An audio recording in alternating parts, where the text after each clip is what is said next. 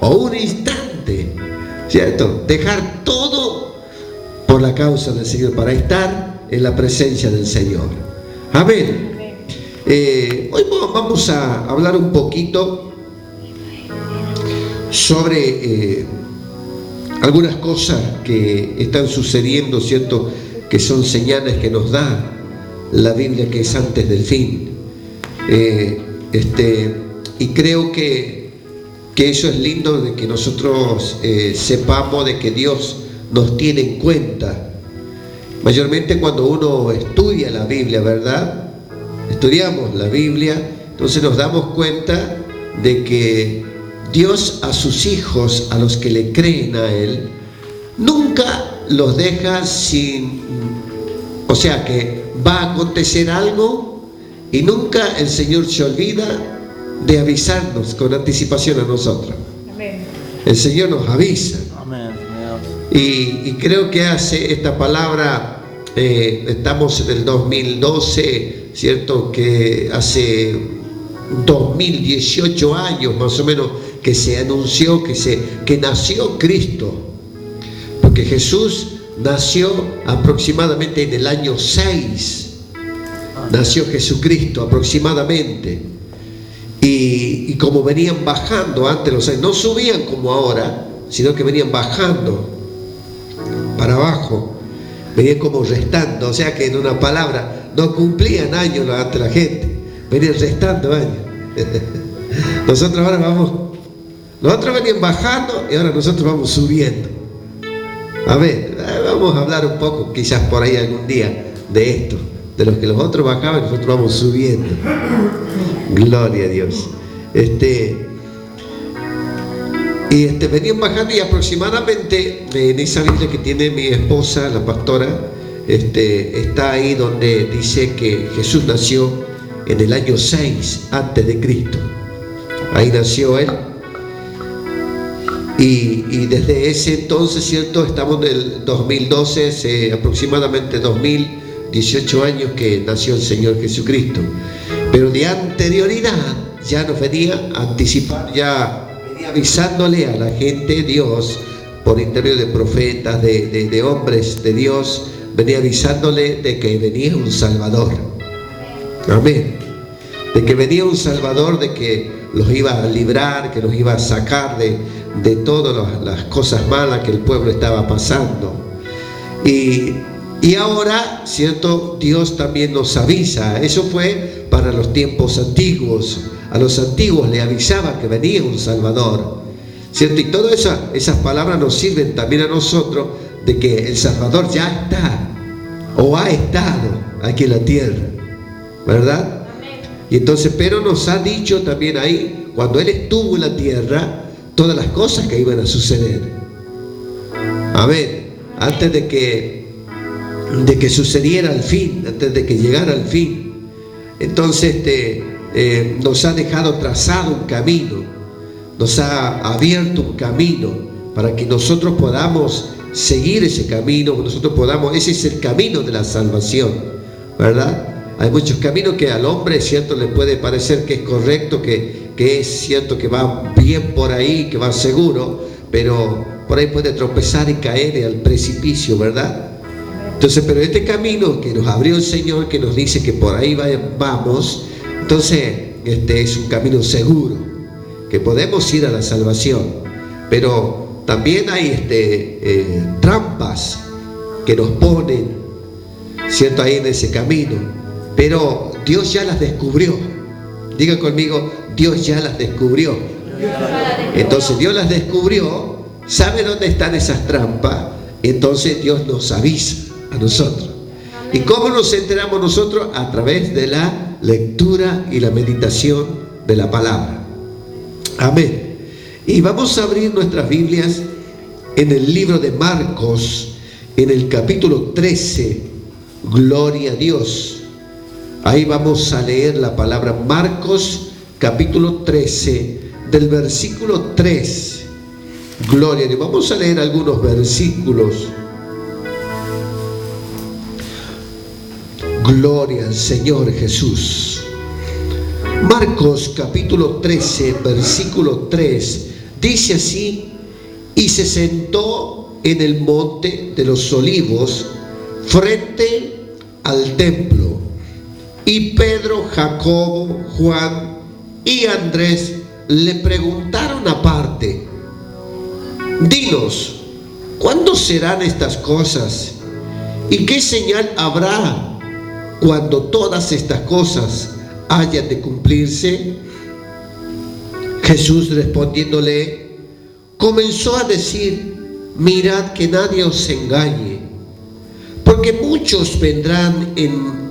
vendrán muchos en mi nombre diciendo: yo soy el Cristo, y engañarán a muchos. Mas cuando oigáis de guerra y de rumores de guerra, no os turbéis, porque es necesario que suceda así, pero aún no es el fin, porque se levantará nación contra nación y reino contra reino, y habrá terremotos en muchos lugares, y habrá hambres y alborotos, principios de dolores son esto. Pero mirad por vosotros mismos, porque os entregarán a los concilios, y en las sinagogas os azotarán, y delante de gobernadores y de reyes os llevarán por causa de mí para testimonio a ello. Y es necesario que el evangelio sea predicado antes a todas las naciones. Pero cuando os trajeren para entregaros, no os preocupéis por lo que habéis de decir, ni lo penséis, sino lo que os fuere dado en aquella hora, eso hablad. Porque no sois vosotros los que habláis, sino el Espíritu Santo. Y el hermano entregará la muerte al hermano, y el padre al hijo, y se levantarán los hijos contra los padres, y los matarán. Y seréis aborrecidos de todos por causa de mi nombre. Mas el que persevere hasta el fin, este será salvo. Pero cuando veáis la abominación desoladora de que habló el profeta Daniel, puesto donde no debe de estar, entre paréntesis dice: el que le entienda, entonces los que estén en Judea huyan a los montes, el que esté en la azotea no descienda a la casa, ni entre para tomar algo de su casa, y el que esté en el campo no vuelva atrás a tomar su capa. Mas ay de las que estén en cinta y de las que críen en aquellos días. Orad pues que vuestra huida no sea en invierno, porque aquellos días serán de tribulación, cual nunca ha habido desde el principio de la creación que Dios creó hasta este tiempo, ni lo habrá. Y si el Señor no hubiese acortado aquellos días, nadie sería salvo, mas por causa de los escogidos que Él escogió, cortó aquellos días. Entonces, si algunos dijeren: mirad, aquí está el Cristo, o mirad, allí está, no le creáis, porque se levantarán falsos Cristos y falsos profetas, y harán señales y prodigios para engañar, si fuese posible, aún a los escogidos. Mas vosotros mirad, os lo he dicho todo antes. Amén. Qué bueno, ¿no? Porque todas estas cosas, fíjese, son señales antes del fin. O sea, que todas estas cosas que están aquí, todas esas cosas ya sucedieron. Porque todas esas cosas pasaron los apóstoles por esos tiempos, donde fueron azotados, fueron escarnecidos, fueron llevados ante reyes, fueron llevados. Y podemos ver, ¿cierto?, a través de las cartas, de los libros, de los hechos, cómo Pablo, ¿cierto?, fue llevado ante los reyes, y cómo se defendía con la palabra, ¿no? Porque era necesario, porque Dios le había ya anticipado, ya le había dicho: mire, van a ser llevados ante las cárceles, van a ser entregados, se levantará el padre contra el hijo y el hijo contra el padre, se van a matar unos con otros, se van a matar. Y a ustedes, mire, si ellos se matan unos con otros, ¿qué les espera para ustedes? No esperen cosas buenas. Entonces le dijo Jesús dijo, ustedes van a ser llevados a las cárceles, pero no se preocupen por lo que van a decir, ni lo piensen, ni piensen qué es lo que van a decir en aquel momento.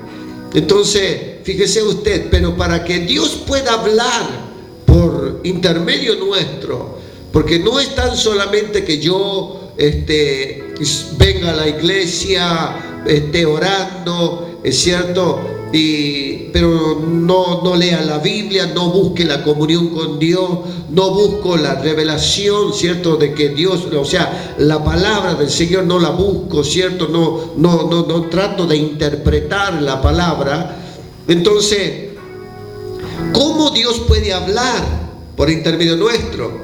Dios va a hablar cuando la persona tenga palabra de Dios adentro. Entonces Dios va a hablar porque Dios usa la palabra. Amén. Dios va a usar su palabra. Entonces, ¿y cómo va a usar Dios la palabra? Cuando está dentro nuestro. Entonces vamos a ver ahí que cómo Dios va a hablar, y es Él el que va a hablar por nosotros. Amén. Es Él el que nos va a defender. Bendito sea Dios. Por eso Pablo, Pedro, ¿cierto? Y todos los apóstoles que sufrieron tantas cosas, ellos supieron defenderse. ¿Por qué? Porque estudiaron la palabra, buscaron la revelación de la palabra. Entonces, Dios o el Espíritu Santo nunca va a hablar, hermano, por nosotros si nosotros no nos alimentamos de su palabra. Porque Él va a hablar, el Espíritu Santo va a hablar, pero va a hablar palabra de Dios. Hermano, Él no va a hablar por intermedio de este libro. Este libro, hermano, no lo va a usar el Espíritu Santo. Lo que el Espíritu Santo va a usar es a la persona, lo que hay dentro de la persona. Si hay palabra de Dios, el Espíritu Santo la va a usar para defensa nuestra, para defendernos a nosotros y defender el propósito de Dios, la obra de Dios. Pero Dios no puede usar ninguna cosa que no es agradable a Él, que no sea palabra de Dios, su palabra, porque es la palabra, hermano, la que abre surco, es la palabra la que restaura, la palabra es que abre los mares, la palabra es, hermano, la que hace todo.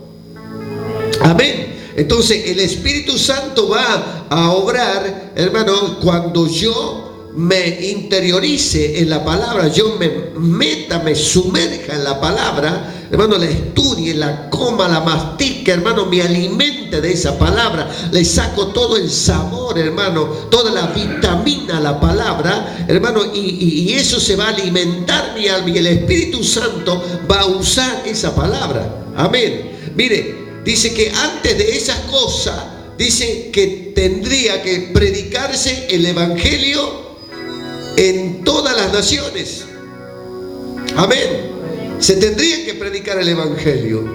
Y fíjese cómo fue Pablo por diferentes lugares, diferentes naciones, fue a predicar la palabra, pero aún así no alcanzó a predicar, hermano, toda la palabra. ¿Por qué? Porque preparó también una generación nueva para que esa palabra pueda surgir, pueda seguir, hermano, predicándose. Porque el hombre tiene un límite en la tierra.